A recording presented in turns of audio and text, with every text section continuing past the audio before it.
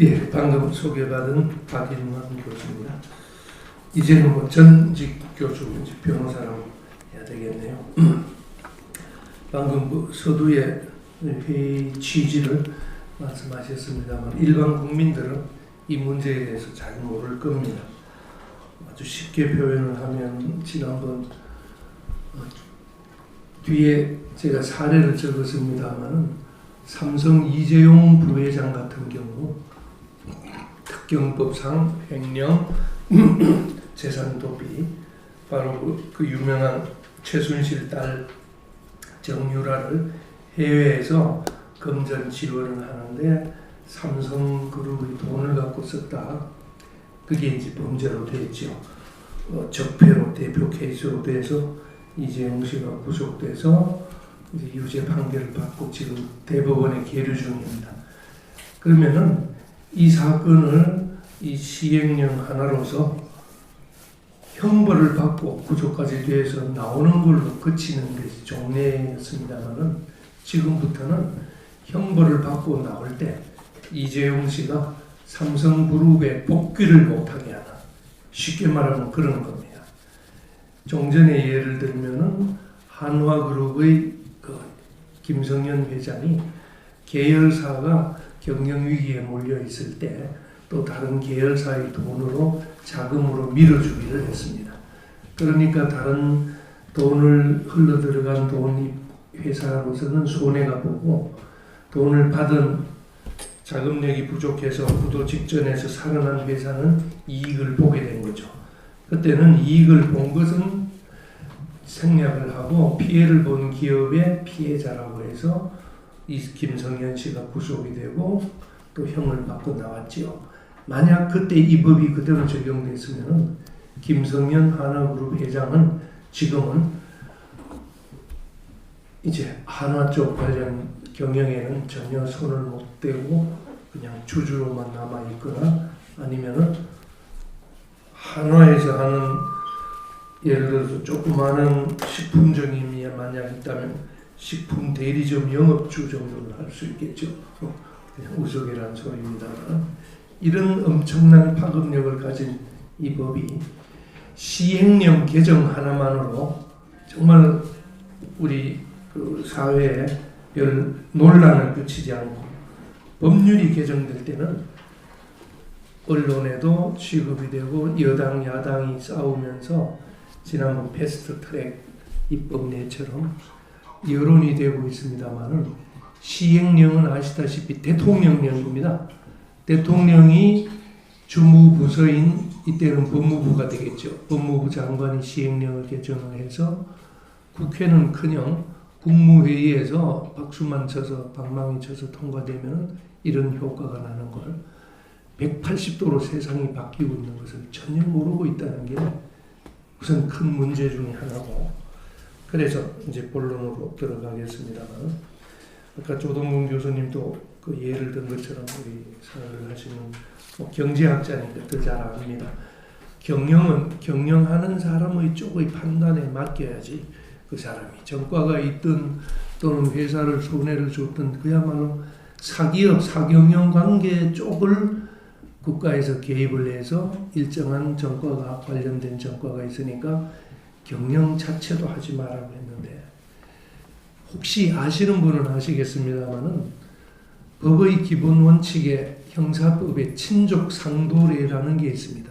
좀 용어는 어렵습니다만은 뭐냐면은 동거하는 친족끼리는 같은 친족입니다.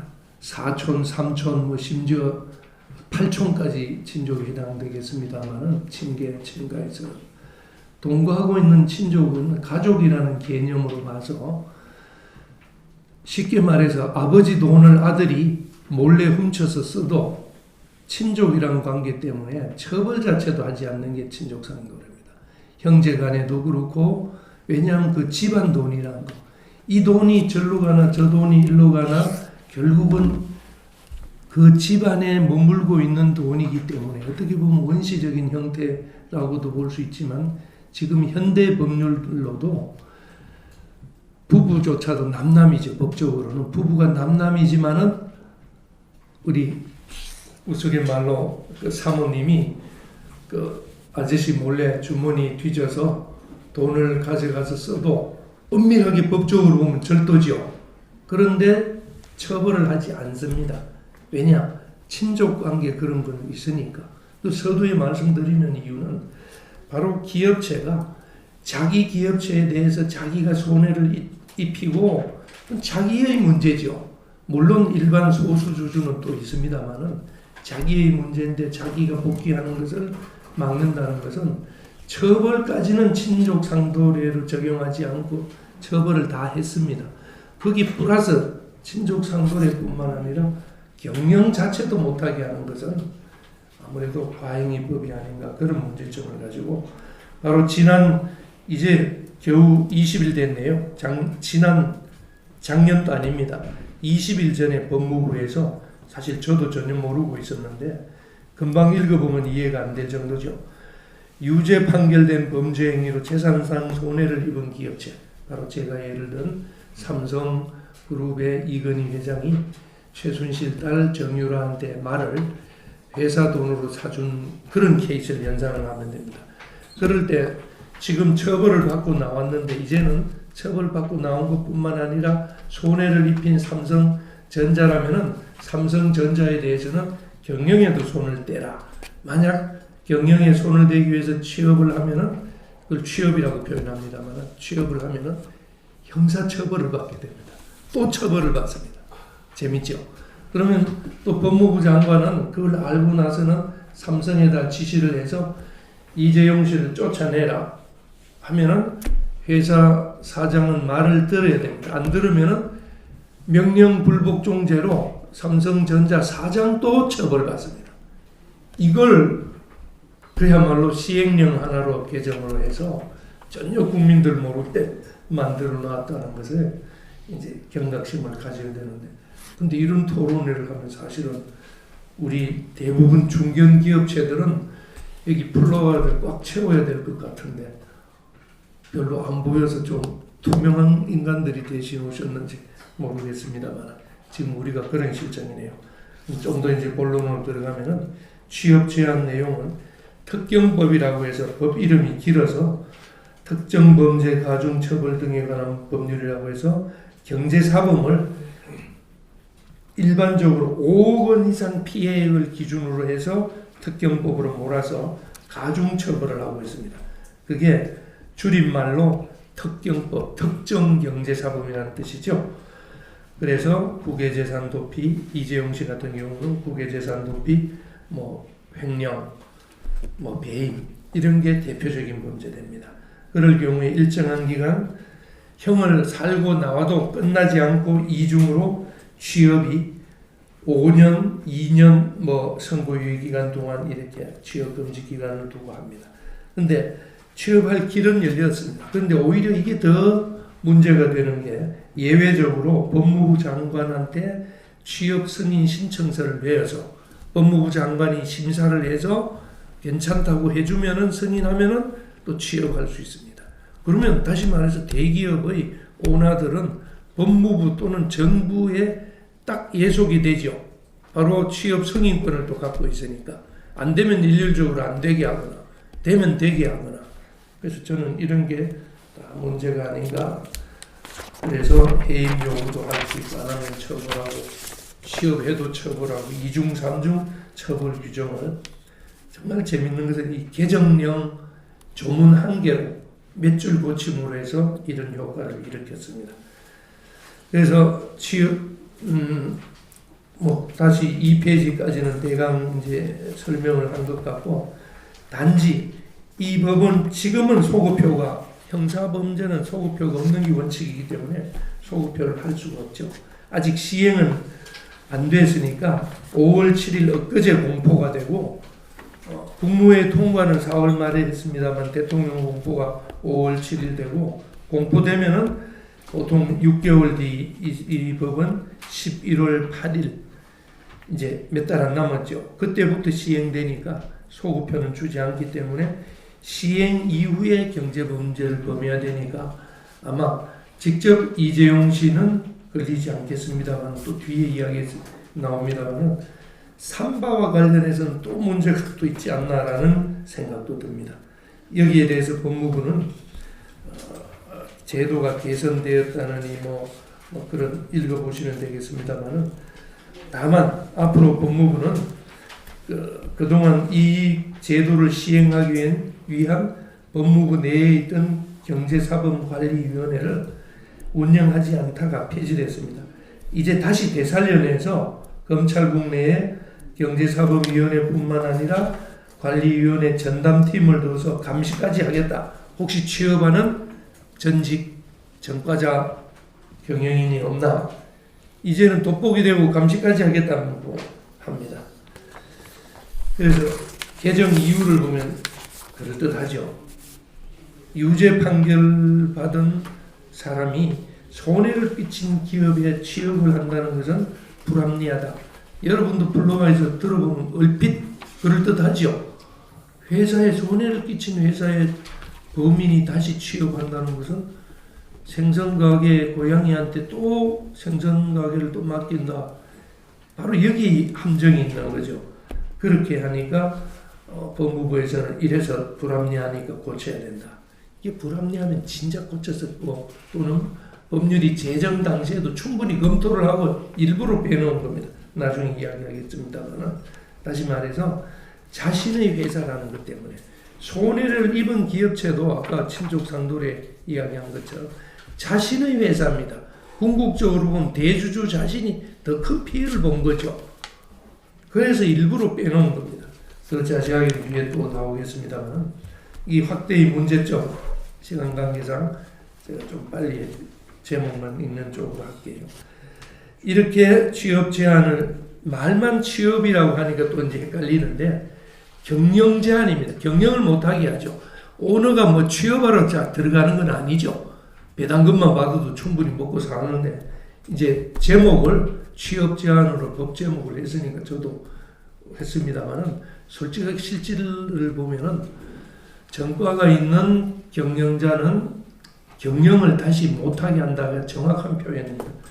여하튼 정치적 의도가 있다. 저는 사법상, 형사상 이것도 일종의 포퓰리즘이다. 지금 전부 다 우리 정부에서는, 문재인 정부에 와서는 세상을 뒤집어 놓자는 것이, 다시 말해서 평등사회를 구현하기 위해서 전과가 있는 갑질을 하는 기업의 오너들을 그냥 둘 수 없다. 경영권까지 빼앗겠다. 또는 대한항공 같은 경우에 극명하게 나타났습니다마는 물컵도 집어 던지고 하는 이런 갑질하는 기업주가 경영권에 다시 복귀한다는 것은 국민 정서에 맞지 않는다. 이런 판단을 전제로 하니까 저는 이걸 포퓰리즘이라. 모르는 국민들은 박수를 치지요. 기업 오너가 예의 없이 굴었으니까 경영권을 뺐으면은 우리는 기분이 좋죠. 여하튼 그래서 적폐의 하나로 몰아가지고 사실상 재벌기업 총수를 겨냥한 맞춤형 법안이 아닌가, 이런 생각을 합니다. 아니나 다를까 법무부에서도 시행령 개정을 하면서 발표를, 정치권에서 유죄 판결을 받은 자기 기업에는 빨리 취업할 수 없도록 해달라고 하는 정치권의 요구가 있었다는 걸 고백하고 있습니다. 다시 말해서 집권 여당의 우리 유권자 입맛에 맞추는 거기에 따른 포퓰리즘이다라는 게 솔직한 저는 표현입니다. 그리고 전형적으로 모든 학자들이 이야기합니다만은, 기업인의 사기업체에 대한 사경제 영역이죠. 우리 시장경제 원리를 말할 것도 없이 직업의 자유 또는 직업 선택의 자유를 침해를 한다. 전과자도 이름이 전과자라는가 하는 교도소라는 이름이거든요. 교도소를 해서 갖다 나오면 교도, 올바른 사람이 됐다는 전제로 해서 형을 살고 나옵니다. 다시 말해서 감옥소가 아니죠. 이름이 바뀌었습니다. 그럼 교도가 된 사람한테 취업을 못하게 한 것은 분명히 이중처벌이죠. 교도의 교정의 목적에도 맞지 않죠. 그래서 국민의 기본권 침해는 최소성, 법익균형성, 전문성인데 여기에도 맞지 않는다. 취업 제한을 과도하게 하는 것은 위헌이다. 여기 당부장 별표로 해서 2년 전에 2016년 4월 28일 헌법재판소는 이거보다 더한 아동 청소년 대상 성범죄로 저지르는 사람들이 가끔 있죠. 이 사람들이 성범죄를 저지르고 이제 형을 살고 나올 때는 10년 동안 청소년 관련 기관에 취업을 못하게 이런 비슷한 법이 시행령이 아니라 법률에 규정된 법률이 있습니다. 그 법률에 대해서 위헌 소송을 하니까 헌법재판소 판단은 오히려 직업 선택의 자유를 침해해서 위헌이다. 그 법률이 위헌이다. 우리가 보면 좀 이상할 정도로 국민의 권리 입장을 더 보고 있는 것이 우리 헌법재판소입니다. 이것도 그래서 헌법재판소에 가면 위헌이 되지 않을까. 과잉 입법으로 인한 이중처벌, 죗값을 치른 상황에서 또 추가로 불이익 주는 거. 또 왜 이중처벌이냐면 이 처벌적인 성격 이외에 취업 제한뿐만 아니라 그 경영자가 갖다 나오면, 예를 들어서 삼성건설 사장이 갖다 나오면 삼성건설 사장이 다른 일을 하기 위해서 인허가 면허가 필요할 때 현행법에 의하면 인허가 면허도 못 주게 되어 있습니다. 그건 공법적인 일이니까 그 정도까지는 또 괜찮죠. 그런데 플러스 개인이 취업을 못하게 하는 것까지 더 하고 있다는데 이중처벌이고 과잉처벌이다는 합니다. 더구나 그 다음 줄입니다. 취업을 못하게 한다는 의미는 일종의 자격정지에 해당됩니다. 우리 형벌 중에 명예형으로 자격상실과 자격정지 제도가 있습니다. 알다시피 자격정지는 기업의 임직원을 못하게 하는 것. 그럼 자격정지는 판사의 형벌로서만 하게끔 되어 있는데 이것은 행정부의 법무부 장관의 대통령 명령으로서 이렇게 한다는 것도 사실은 헌법적인 우리 규정상으로는 맞지 않죠.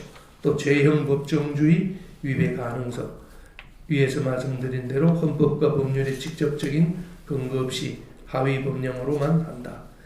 이 부분은 명백히 현재 국회에 최이배 의원, 금태섭 의원 이름으로 특경법 비슷한 내용으로 개정안이 국회에 제출되어 있는 상태인데 개정안에 대해서는 갑론을박이 있으니까 살짝 시행령만 고쳐서 이렇게 한 걸로 보여진다. 이런 생각을 합니다. 또 당연히 효과로 기업 경영 활동이 위축되는 것은 명약관하다.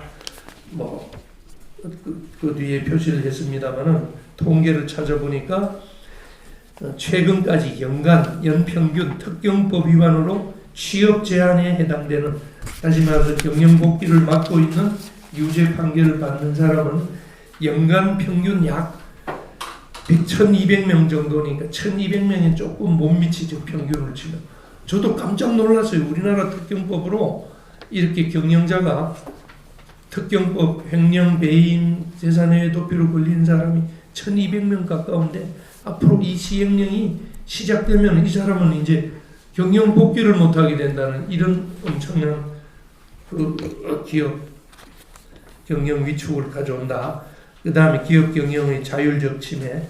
기업 경영 복귀는 아시다시피 시장과 주주들이 자율적인 판단에, 예를 들어서 아무리 나쁜 정과가 100개가 있더라도 우리 기업의 경영을 아주 잘하는 귀재다 하면 초빙해서 할 수 있는 거죠. 그런 아주 단단한 것까지도 무시한다. 그 다음에 제일 핵심은 왜 그러면 그동안 우리 법을 제정하면서 직접 피해를 입은 기업체는 쏙 빼놨냐. 바로 이유가 있습니다.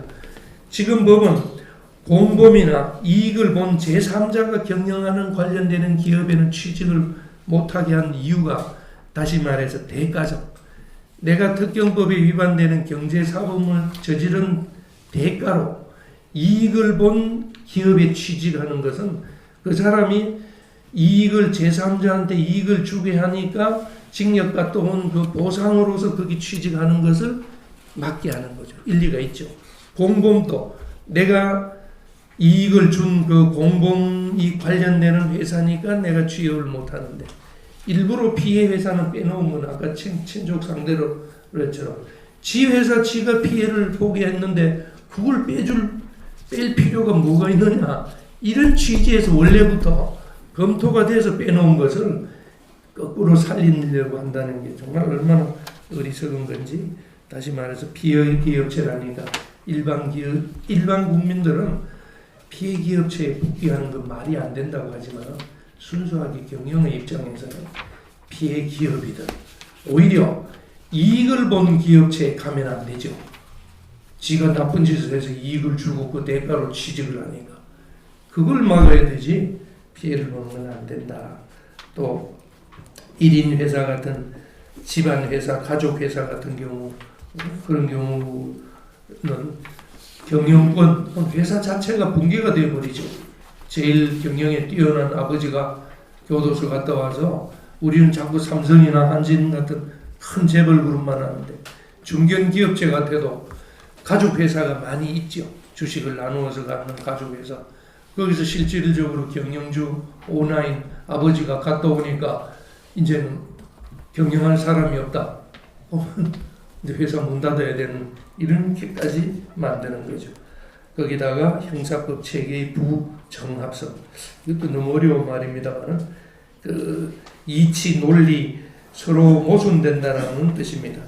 이 승인 심사권을 법무부 장관한테 주는 거.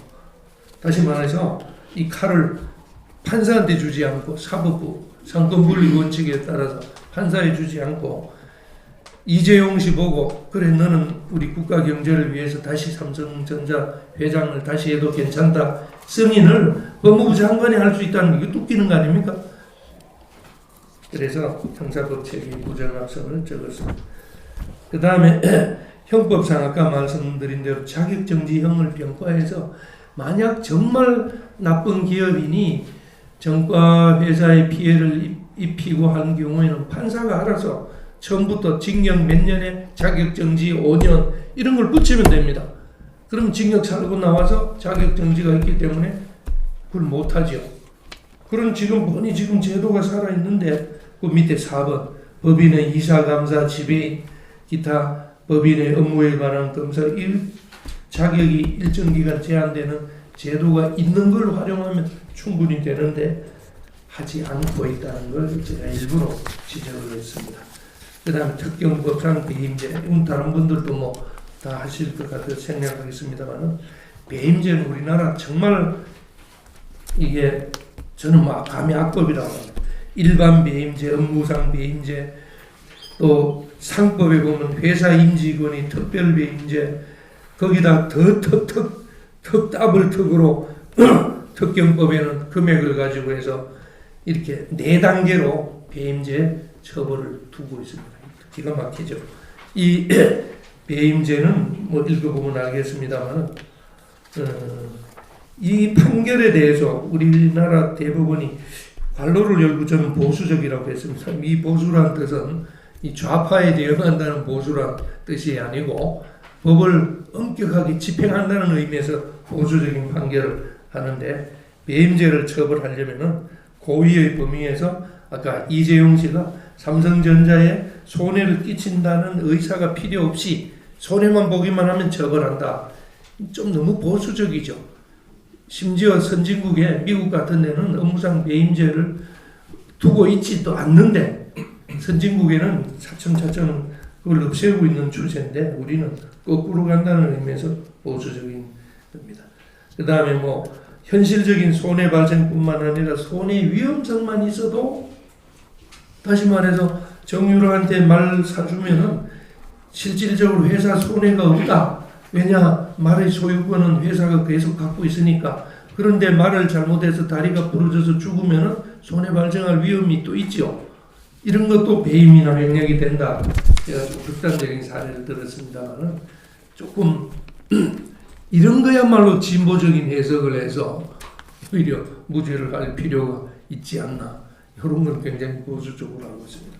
그 뒤에 미국의 경우는 기본적으로 업무상 배임제를 두고 있지 않고 무엇보다 경영 판단에 대해서는 면책 규정을 두거나 일본 같은 경우는 아까 삼성전자 예를 든 것처럼 손해를 가할 목적을 추가해서 엄격한 입증을 요구하고 있다. 제가 좀 길어서 조금 더 해도 그렇게 했습니다. 될 것 같아요. 다른 분들 양보다 미안합니다. 이거 밤을 새면서 하느라고 양이 좀 길어졌습니다. 그 밑에 이제 2014년도 김성현 한화그룹 회장 이야기가 나옵니다. 아까 말씀드린 대로 경영난에 처한 그룹 일부 계열사 돈을 자기 돈으로 안 하고, 자기 돈으로는 할 수가 없죠. 기업 회계 원리상 지 주머니 돈으로 하게 되면은 외부 차입금이 되죠. 뭐 그 자세한 이야기는 안 하겠습니다만은, 여하튼 계열사 돈을 가지고 지급 보증을 하거나 부당 지원했다는 이유로 형사처벌을 받았습니다.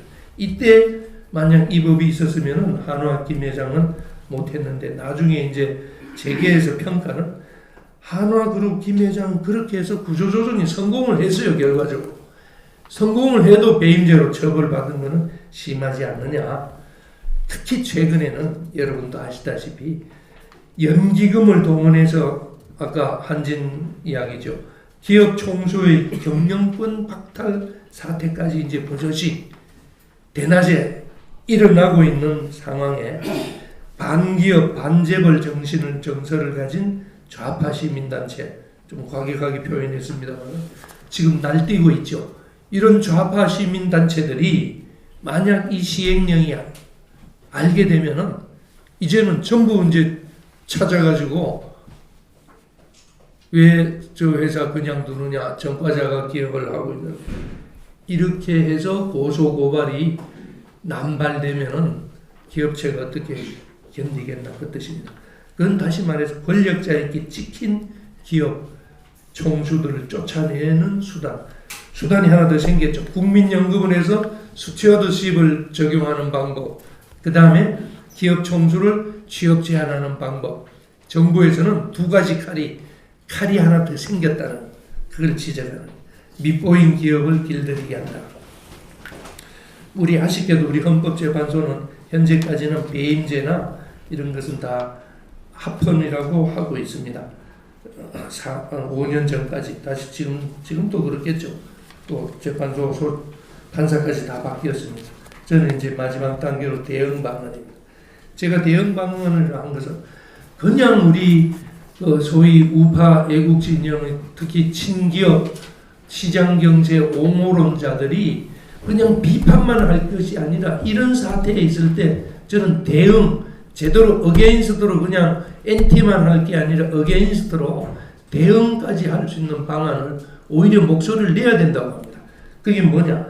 정권이 기업을 망하게 하고 경제를 망치게 할 의도가 아니라면, 또는 기업을 정권의 입맛에 맞추도록 길들이기 위한 것이 아니라면 자제해. 오히려 근본적으로 이거 하지 마라 할 것이 아니라 위에 1번 배임죄 규정의 이 자제해. 제일 골치가 아픈 배임죄 규정을 제대로 정비를 해서, 가장 좋게로는 배임죄 규정을 미국처럼 폐지를 하거나, 저는 그게 대응이라고 봅니다. 우리가 대응하는 거. 이 기회에 자제, 배임죄 규정을 폐지해라. 그 다음에 굳이 폐지까지 못하겠다면 구성요건상 본인에게 손해를 가하려는 의사 또는 목적을 분명히 해라. 손해를 끼칠 고의를 갖고 하지 않았으면 경영 판단이라면 면책을 해라. 또 경영 판단의 원칙, 경영을 위해서 해서 결과적으로 아까 모험 거래라고 했습니다만, 우리 펀드 회사나 주식 거래나 신규 사업 M&A에는 사실 굉장히 장래가 불확실하죠. 하이 리스크 하이 리턴이라고 할 때, 그러면 하이 리스크 없이 하이 리턴을 구하라는 게 지금 정부가 이 입법 취지라면은 그럼 아무것도 못하는 거죠. 손해가 나면 무조건 처벌받으니까. 그 부분에 대해서 회사의 경영자가 자기 권한과 판단에서, 합리적 근거에 따라서 판단해서 투자 결정을 했을 때, 비록 결과적으로 회사에 손해를 끼쳤더라도 경영자에 대해서는 책임을 묻지 않는 원칙이 소위 경영 판단의 원칙이라고 합니다. 그럼 이걸 도입을 하거나 배임죄를 그대로 둔다면, 가장 좋게는 없애고 둔다면은 이거 두 가지, 의사와 목적과 경영 판단의 원칙. 그 다음에 두 번째로는 아까 말한 대로 자격정지라는 형벌이 있으니까 그걸 병과, 이 병과라는 것은 동시에 부과를 한다는 뜻입니다. 징역 몇 년의 자격정지 몇 년을 병과함으로 해서 취업 제한의 목적은 충분히 달성할 수 있는데 그 부분은 법원의 판사에게 맡겨라. 행정부에서 맡기지 말고 그 뜻입니다. 더구나 우리 배임제 규정에 보면은 병과하는 규정이 있습니다. 형법에. 배임제에서 징역을 때릴 때는 자격정지를 병과할 수 있다는 규정이 있음에도 불구하고 그걸 활용하지 않고, 규정이 있으면 활용이 아니라 판사는 자격 제한을 할 필요가 없기 때문에 자격정지를 안 했어요. 그러면 행정부에서도 그 취지를 맞추어서 취업 제한을 안 해야 되는데 사후적으로 취업 제한을 하겠다는 것은 헌법 위반이라고 계속 말씀을 드리는 겁니다. 그 다음에 가장 좋기로는 마지막에 취업 제한 규정 자체를 폐지하는 겁니다. 우리 헌법이 시장경제 질서화를 취하고 있다면 재벌 길들이기의 가능성을 갖고 있는 특경법 14조 전체를 폐지해버리는 것이 친시장적인 정책이 아닙니다. 그래서 해결책이라고 하지 않고 저는 대응책, 우리 재계에서 아까 서두에 말씀드린 대로 좀 재계 관련된 분이 오신다면 단순히 반대만 하는 게 아니라 이런 기회에 어게인스트로 대응을 하시라는 거고, 시간이 있는 분은 그 뒤에 삼성그룹 이재용 부회장이 재벌 길들이기의 가능성에 관한 예시입니다. 왜냐하면 이건 현재 진행 중이고 또 크게 두 가지입니다. 하나는 뇌물공여 박근혜 대통령과 관련한 박영수 특검 기소 사건은 아직 끝나지 않았죠. 1심에서는 징역 4년 아니가 징역 몇 년이더라? 1심에서 징역 5년을 받았다가 2심에서 징역 2년 6월에 집행유예 4년을 받았습니다. 여기에 대해서 그 당시에 담당 판사에 대해서 1년 전입니다만 얼마나 노골적인 인신공격을 했습니까? 이해찬 대표부터 앞장서서 판사가 이상한 판사다 적폐로 몰듯이, 특히 이념 세력이 때로 몰려서 그 유명한 청와대 게시판 국민청원에다가 수십만이 판사를 파면하라, 탄핵하라, 이재용을 풀어준 판사 그랬습니다. 여러분 기억나죠? 그래서 청와대는 그 청원을 모아서 대법원에 보냈습니다. 이렇게 청원이 많이 들어왔습니다. 그게 법원에 대한 상권 분립의 침해이죠. 사실은. 그래서 이 이재용 회장 같은 경우는 지금 대법원에 사건에 가 있습니다. 대법원 판사도 스트레스 받죠. 이 집행유예 받은 걸 이거 어떡하나. 저는 재판은 완전 끌지 않을까 싶습니다. 골치 아플 때는 끄는 게 방법이죠. 줄여주시죠. 예. 그 다음에는 삼성바이오 사건, 그 유명한 삼바 사건은 현재 수사 중입니다. 이게 언제 끝날 줄 모르는데 드디어 가장 최근 뉴스 보니까 삼성전자 임원까지 구속영장이 발부가 되어서 삼성바이오에서 분식 회계가 차츰차츰 커져서 삼성그룹 전체로 증거인멸로 시작해서 확대되는 조직을 보이고 있습니다. 그렇다면 이와 더불어민주당의 박용진 의원이 삼성바이오 수사가 끝날 때까지 이재용 부회장에 대한 대법원 판결도 연기해라. 그 뜻은 둘이 합쳐서 재판해라. 경영권에 직접 관여하겠다는 것일 수도 있습니다.